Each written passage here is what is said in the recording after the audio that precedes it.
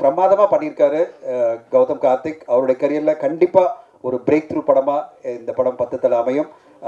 Gautham Karthik please இப்போ song shoot போகிறதுக்கு முன்னாடி சொல்லுங்கள், how excited are you about 10 தலை and thank you for being here. இந்த டீசர் லான்ச் அப்போ உங்களை இன்வைட் பண்ணேன், ஷூட்டிங் டைரெக்டாக வராமல் நான் வந்துடுறேன் சார் பரவாயில்லன்னு சொல்லி வந்தீங்க, அதுக்கு நன்றி. சொல்லுங்கள் சார். நம்ம படம் சார், கண்டிப்பாக வரேன்.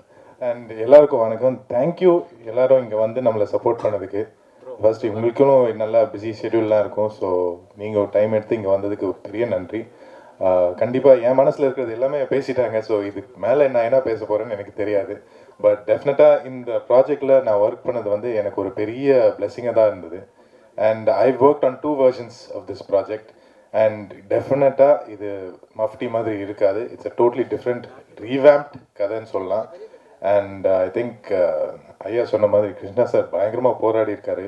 இது எப்படி யாருக்கு ஜெயிச்சாலும் இவருக்கு கண்டிப்பாக ஜெயிச்சு தான் ஆகணும், அந்த மாதிரி நானும் வேண்டிக்கிட்டு தான் இருக்கேன். அண்ட் மெயினாக சொல்லணுன்னா எஸ்டிஆர் கூட ஒர்க் பண்ணது தான் எனக்கு மிகப்பெரிய ப்ளஸ்ஸாக இருந்துச்சு. எனக்கு அண்ணன் வந்து கலக்கிட்டாரு. And I am also an SDR ஃபேன்னால, so I had many fan மூமெண்ட்ஸ்ன்னு சொல்லலாம். And that was one of the best things for me. And மற்றபடி the songs have come out super. Technicians வந்து பயங்கரமாக பண்ணியிருக்காங்க, ஆல் ஆஃப் தெம்.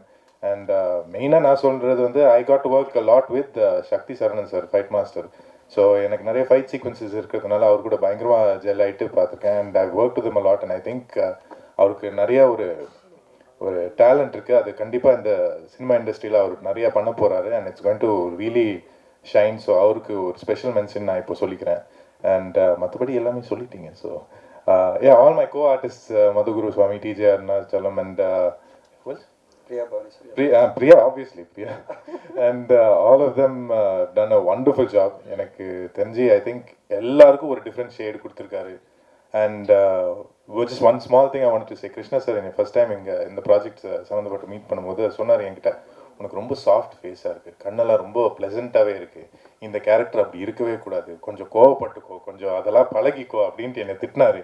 ஸோ அப்போதுலேருந்து அதை try பண்ணி ஏதோ ஒன்று பண்ணி இந்த ப்ராஜெக்டில் ஒரு டிஃப்ரென்ஸ் காட்ட பார்த்துருக்கேன். ஸோ அது கரெக்டாக உங்ககிட்ட சேரணும்னு நான் நம்புகிறேன். So let's hope it works out. Thank you all once again for coming here. Sir மைக்கு கொடுத்தாரு, டக்குன்னு ஏதோ கேள்வி கேட்டு மைக்கு போயிடுச்சு மாதிரி. நன்றி. இப்போ வந்து நிறையா பேர் வந்து என்கிட்ட சொன்னாங்க, நீங்கள் வந்து சிம்புக்கு மட்டுமே சப்போர்ட் பண்ணுறீங்க, இப்படி நீங்கள் சிம்புக்கு மட்டும் சப்போர்ட் பண்ணாக்க மற்ற ஹீரோஸ்லாம் வந்து உங்களை எப்படி கூப்பிடுவாங்க அப்படின்னு. நான் வந்து சிம்புவை நடிகராக மட்டும் பார்க்கல, நான் வந்து அவருடைய ரசிகர். சிம்பு தான் என் மூச்சு, சிம்பு தான் என் பேச்சு, சிம்பு தான் என் வாட்ச்சு. அது வாட்ச் எப்படி சுற்றிக்கிட்டே இருக்கும் அதே மாதிரி நான் அப்படியே சுற்றிக்கிட்டே தான் இருப்பேன். அதனால் இதுக்கு வந்து அவங்க அதை சொல்லுவாங்க இதை சொல்லுவாங்க அப்படிலாம் இல்லை. என்னை அறியாமலேயே ஒரு சாமி வரும் இல்லையா, என்னை அறியாமலே ஒரு சந்திரமுகியாக மாறுற மாதிரி நான் எஸ்டிஆர் மேலே ரொம்ப ஒரு பக்தியாக உள்ளாள். அதனால் இதை வந்து எப்படி வெளிப்படுத்துறது அப்படின்றது தெரியல. அதனால் இந்த விஷயம் மூலமாக நான் வந்து வெளிப்படுத்திகிட்டு இருக்கேன். அதே மாதிரி இப்போ கௌதம் கார்த்திக் சார் கூட இப்போ சொன்னாங்க, அவர் சார் வந்து ஒரு ஸ்டாரோட பையன் அப்படி இருந்தும் அவர் கூட சொல்கிறாங்க நான் வந்து சிம்புவோட ஃபேன் தான் அப்படின்னு. ஸோ இதே மாதிரி தான் எல்லா நடிகருமே சிம்புவோட ஃபேனாக தான் கண்டிப்பாக இருப்பாங்க. சில பேர் வெளியில் சொல்லுவாங்க, சில பேர் வெளியில் சொல்லாமல் இருப்பாங்க. அதே மாதிரி எனக்கு தெரிஞ்சு நிறையா பேருக்கு ரசிகர் மன்றம் இருக்குது, போர்டு வச்சு பண்ணுறாங்க. ஆனால் சிம்பு அவர்களுக்கு போர்டும் இருக்குது, சில பேர் போர்டு வைக்காமலே மனசுக்குள்ளேயே சிம்பு அவர்களை வந்து நல்லா இருக்கணும், அவர் வந்து அப்படி வரணும் இப்படி வரணும் அப்படின்னு சொல்லி நிறையா பேர் எனக்கு அறிமுகம் இல்லாதவங்களாம் கூட எனக்கு ஃபோன் பண்ணியோ இல்லை என்ன நேரில் பார்க்கும்போதோ இந்த மாதிரி விஷயங்கள்லாம் சொல்லுவாங்க. அதனால் சிம்பு எப்போவுமே மாஸ் தான். அது நிறையா பேர், நிறையா நடிகர்கள், டைரக்டர்ஸ், ப்ரொடியூசர்ஸே சொல்லியிருக்காங்க. சிம்புக்கு வந்து எப்போவுமே ஒரு மாஸான ஹீரோ தான். அவர் வருஷத்துக்கு ஒரு படம் நடித்தாலும் சரி, 5 வருஷம் கழித்து ஒரு படம் நடித்தாலும் சரி, எப்போவுமே மாஸாக தான் இருப்பார். ஆனால் இப்போது மாநாடுக்கு அப்புறம், வெந்து தின்றதுக்கு அப்புறம் இப்போ 10 தலை இப்படி நல்லா தொடர்ந்து நல்லா சூப்பர் ஹிட் படங்களாகவே கொடுத்துட்டு வராரு.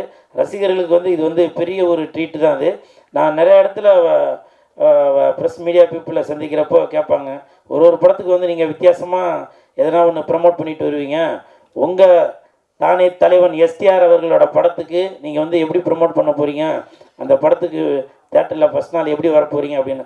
நான் குதிரையில் வந்தேன், அதில் வந்தேன், இதில் வந்து என்னத்துலேயே வந்தேன், எல்லாத்தையும் பார்த்துருப்பேன். இப்போ இந்த படத்துக்கு வந்து ஹெலிகாப்டரில் வரலாம் அப்படின்னு சொல்லி ஹெலிகாப்டரில் வரலான்னு ஒரு பிளான் இருந்துச்சு. இப்போ சார் பட்ஜெட்டை சொல்லாதீங்க சார், என்னோட வீடை விற்று, என் பக்கத்து வீட்டுக்காரன் வீடை விற்று, எதிர் வீட்டுக்காரன் வீடை விற்றாச்சு நான் வந்து ஹெலிகாப்டரில் வரது அதை பிளான் பண்ணிட்டேன். நான் அதுக்கு பிளான் பண்ணிட்டேன். ஹெலிகாப்டரில் வந்து பூ தூவுறதாக ஒரு பிளான் இருக்குது. இது வந்து நான் ஏதோ என்னப்பா இவர் வந்து ஏதோ ரொம்ப அதிகமாக இது எக்ஸ்பெக்டேஷன் பண்ணுறாரு போல அப்படிலாம் இல்லை. என் தலைவன் மேலே இப்போ வந்து கோயில் கலசம்லாம் பார்த்துருப்பீங்க. அதுக்கு எப்படி கும்பாபிஷேகம் பண்ணும்போது மேலே ஏறணும் அப்படின்னாக்கா அந்த இதெல்லாம் போட்டு அந்த கட்டையெல்லாம் கட்டி தான் மேலே போய் ஊற்றுவாங்க இல்லையா? ஸோ அந்த மாதிரி என் தலைவனை நான் கீழே இருந்து பார்க்குறத விட மேலேருந்து அண்ணாந்து பார்க்கணும் அப்படின்னு நினைக்கிறேன். அதுக்காக நான் முடிஞ்ச வரைக்கும் இந்த ஹெலிகாப்டர் பர்மிஷனுக்கு வேலைக்காக இப்போ நான் வந்து சில வேலைகள்லாம் அதை பற்றி சம்மந்தப்பட்ட ஆளுகள்கிட்ட டிஸ்கஷன் பண்ணிகிட்ருக்கேன். கூடிய விரைவில் கண்டிப்பாக ஹெலிகாப்டரில் வர்றதுக்கு நான் பிளான் பண்ணுவேன். அது வந்து நீங்கள் கண்டிப்பாக எப்பா கூல் வந்து ஒரு வார்த்தை சொன்னால் அது கண்டிப்பாக செஞ்சுட்டான் அப்படின்னு நீங்களே கண்டிப்பாக சொல்லுவீங்க. நான் மட்டும் இல்லை, உங்களோட எதிர்பார்ப்பும் அதுதான். ஏன்னா ஒரு படத்துக்கும் கூல் சுரேஷ் வந்து ஏதோ ஒன்று வித்தியாசமாக பண்ணிட்டு வரான்.